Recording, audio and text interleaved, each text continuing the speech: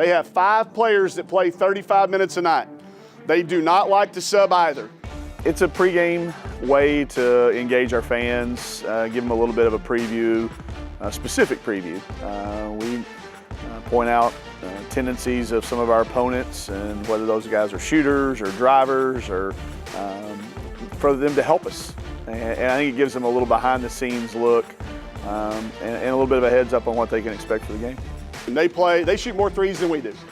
Okay, you think we shoot a few, they've shot 30 more, 6 a game more than we do. So look for lots of threes, which means a lot of long rebounds.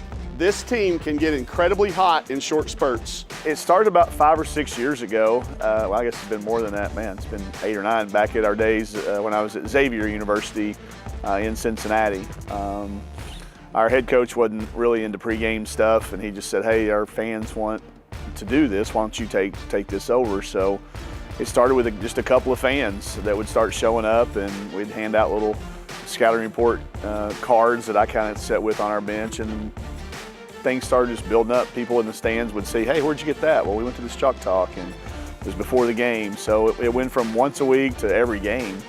This team doesn't even try to take it from you. They only turn people over 10 times a game. I suspect we're going to see what I used to call 50 defense. I think it's just a cool way to engage with our fans, you know, and give them a little bit of insight. It just continues to build. Our first one here, I think we had 12 people. We went from 12 to about 20 to about 45, and then last time we had to move it downstairs into the full court club before the game, and it just continues to grow. Well, it emphasizes things to look for in the game.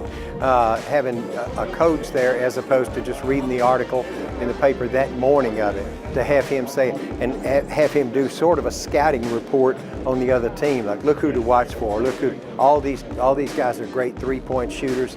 We'll be looking for that as soon as they come down with the ball.